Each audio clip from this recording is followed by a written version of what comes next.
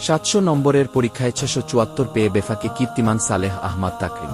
বাংলাদেশ কওমি মাদ্রাসা শিক্ষা বোর্ডের বেফাক অধীনে অনুষ্ঠিত 1447 হিজরি 2026 খ্রি সালের মারহালা মুতাওয়াসিতা পর্যায়ের পরীক্ষায় বিশ্বজয়ী হাফেজ সালেহ আহমাদ তাকরিম অভাবনীয় সাফল্য অর্জন করেছে। মোট 700 নম্বরের এই পরীক্ষায় 7টি বিষয়ে মাত্র 26 নম্বর বাদে বাকি সব নম্বর নিজের করে নিয়েছে এই মেধাবী শিক্ষার্থী। সে মোট 674 নম্বর অর্জন করেছে।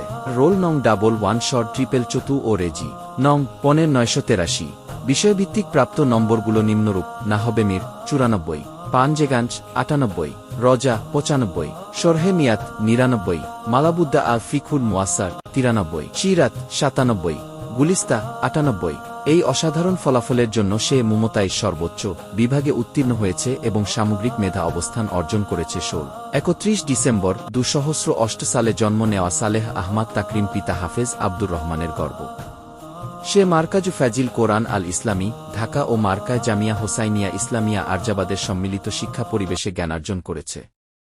কোরআনের হাফেজ হিসেবে সে ইতোমধ্যেই বিশ্বজয়ী। এবার কওমি শিক্ষার কঠিন পরীক্ষায় এমন কৃতিত্ব দেখিয়ে সে প্রমাণ করল, হিফেজের পাশাপাশি উচ্চতর ইসলামী শিক্ষায়ও তার জুরি মেলা ভার।